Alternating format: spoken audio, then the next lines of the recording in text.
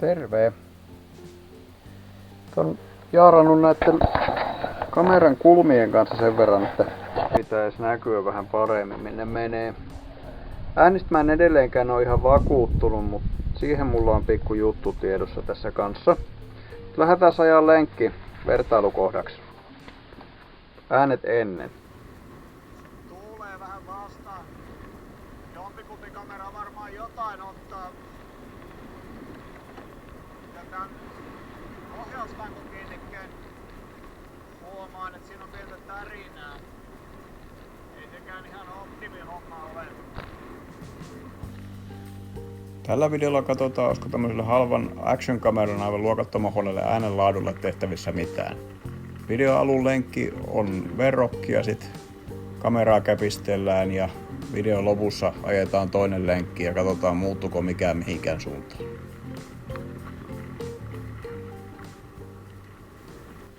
Alku pikkusen pienenee. Se haittaa, silloinhan videot paranee. Ja pellonlaitoja täältä löytyy aika paljon. Ja mulla on jossain kohtaa ollut tavoitteena, että mä ajaisin kaikki kotipaikkakunnan tiet läpi. Näiltä Wandereita ja muita vastaavia sovelluksia. Mä en niitä oikein kattonut. Joka vuosi oikeastaan kaikki sielet mä oon ottanut ulos tuolta sovelluksesta ja kasannut niitä itse ottamalla skriptillä semmosen kartan. Niitä nyt on 4-5 vuoden ajalta. Siitäkin jonkunlainen tilapäinen jossain kohtaa varmaan tarkoitus tehdä, mutta ei me keksy minkälaista. Joo, eihän se kauhean hävisen äänenlaatu ollut. Laitoin Videosoftan mikseristä kaikki täydet geinit päälle, mitä tuohon ääneen sai, ja kyllä siltikin aika heikko esitys. Ajellaan nyt lenkki loppuun ja koettakahan saada jotain selvää.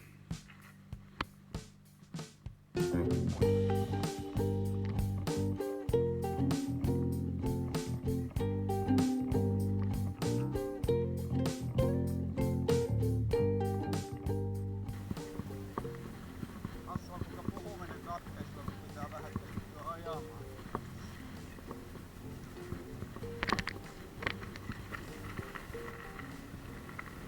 Joo.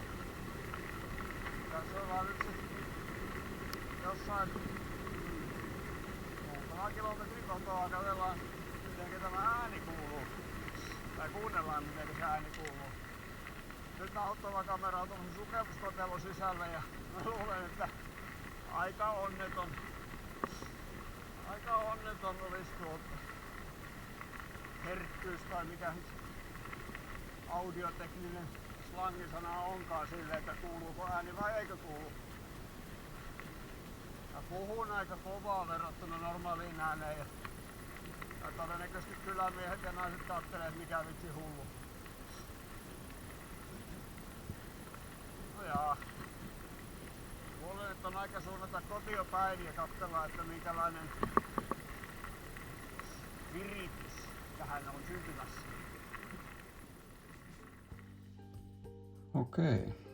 Katsotaan mitä tämän kanssa pitäisi sitten tehdä. Eli mulla on osasia ja tarkoitus olisi nämä jotenkin yhdistää niin, että niistä tulisi sitten toimiva kokonaisuus. Kamera pitää saada jollain auki ja sitten sinne pitäisi tämmönen mikrofonirunko, jakki saada aikaiseksi jollain ja löytää sopiva paikka ja sitten ulkoisen mikrofonin voi tökätä pesään. Mielellään sillä tietysti, että tämä sisäinen mikrofoni jäisi käyttökelpoiseksi. Eli mulla on tässä kytkimellinen versio tästä jakista. Käytännössä kun sinne laittaa plugin sisään, niin näistä navoista 2 irtautuu ja sitten kun taas otetaan ulkoinen mikrofoni irti, niin siihen saa saat sen sisäisen mikrofonin pelaamaan, tuottamaan ääntä. Seuraava kysymys tietysti, miten tämmönen murkula korkataan.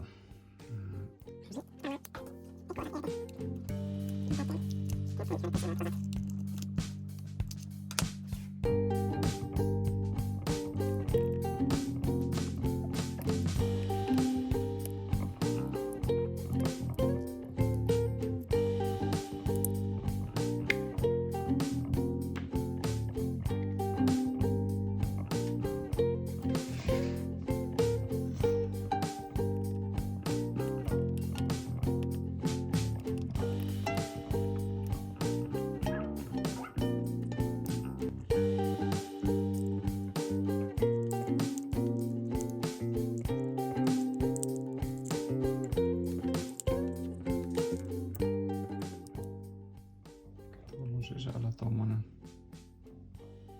lattakaapeli. Käännetään systeemi ympäri ja aletaan tauttaa.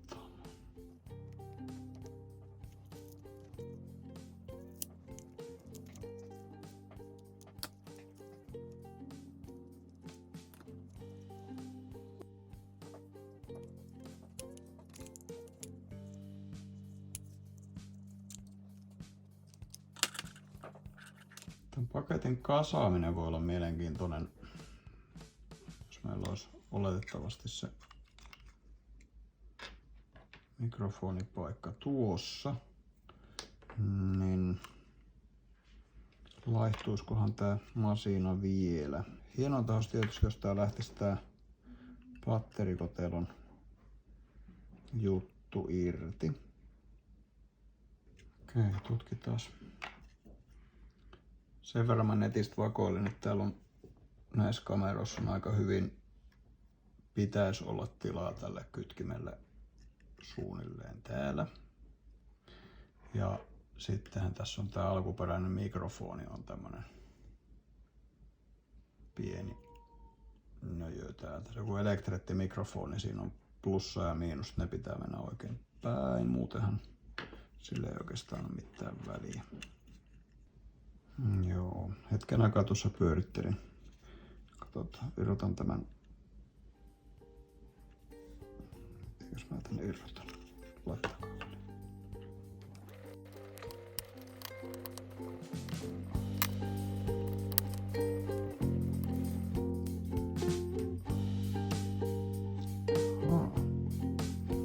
Tällainen suunta.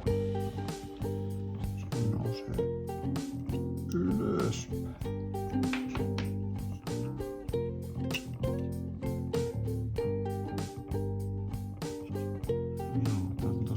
Tarkoittaa kun 3. Nämä 2 pitää linssikehystä kiinni.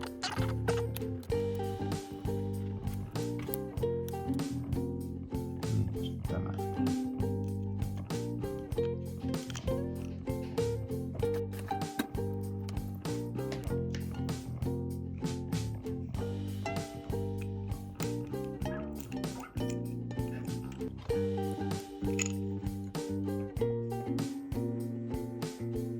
Tässä kohtaa mulla kävi ton Kolvi ja Mattopuukon kanssa häältäis pieni työtapaturma ja mä rikoin ton sisäisen mikrofoni, mutta onneksi tuossa on Triopak-niminen elektroniikkakauppa lähistöllä. Mä sain sieltä sit haettua uusien osien lisäksi niitä varaosia tähän kameraan.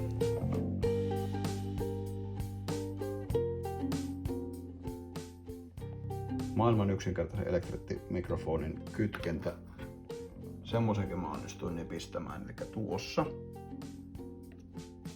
maat menee yhteen ja siihen voisi laittaa vielä vahvistuksen. Se varmaan tarvitsisi tämmönen kamera yhden setin vielä, mutta semmoista minä en osaa tehdä.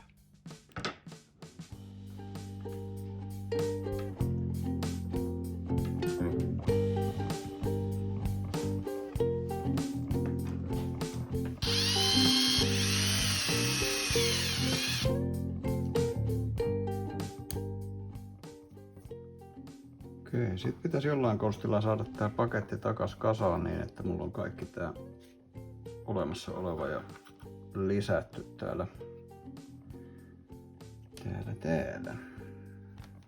sisäpuolella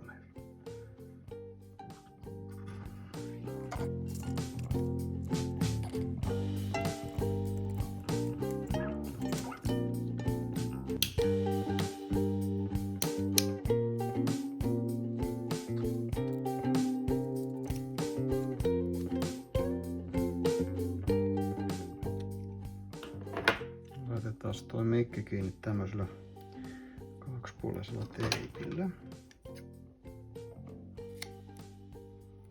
Kuuma liima on tietysti aina vaihtoehto, ettei jaksaisi alkaa sotkea.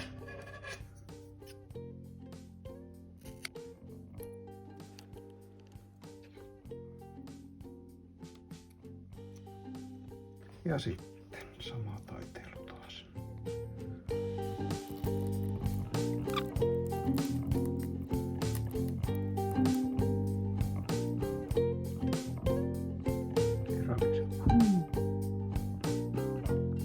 Tältä puolelta.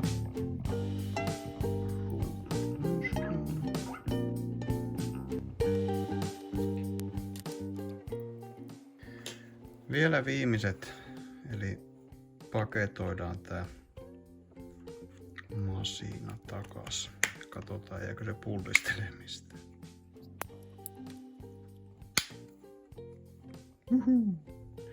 Ja mistään hän ei voisi arvata, että kuka olisi tähän ikinä koskenut.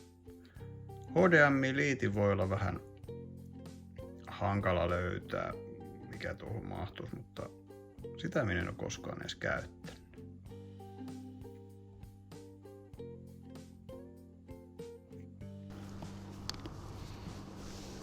Okei.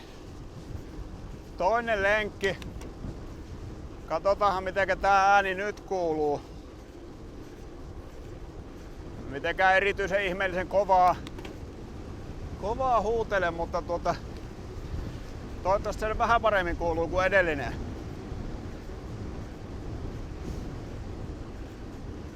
Tää mun huikea tuulisuoikin pääsee heti tosi toimii. Katsotaan auttaako se mitään vai ujeltaako vaan. Tämmönen reitti, ihan mukavaa gravelia. Metsän siimeksessä ajella auringonlaskuun. Nyt on myös kiva kun tietää se peltoaukean jälkeen. Niin siellä on se maansiirtomonttu kesken tietä. Vähän tommonen savinen pelto painunut, kun siitä on menty isolla koneella. Sekin saattaa tulla paikka paremmin narulle. Vai miten sitä on pitille? Ei näissä kameroissa mitään naruja tai nauhoja enää ole aika päivä.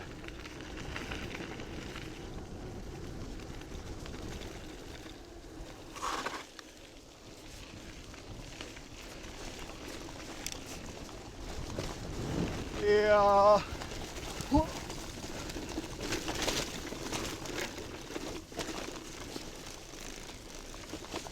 sellainen. Viimeksi tuli vähän yllätyksiä.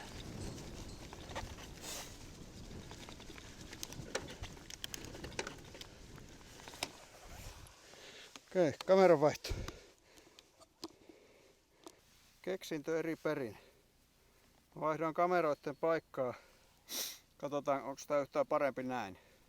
Tai miten se toimii niin kuin siellä tangossa. Matka jatkuu. Silence recording.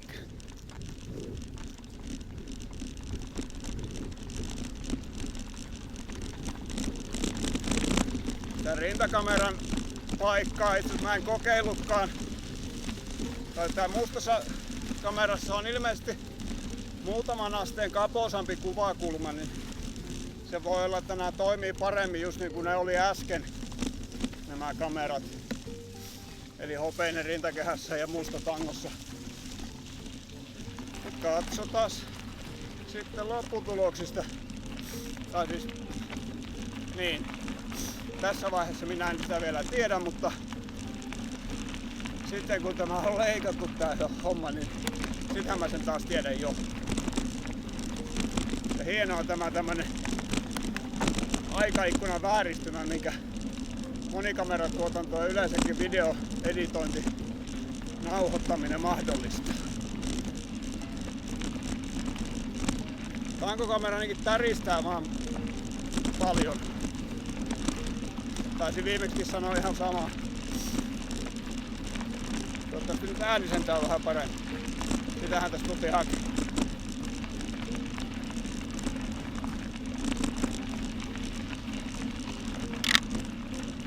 Siellä olisi tämmönen maisemaklippi. Täällä on varsinais-suomalaista peltomaisemaa auringon laskuun.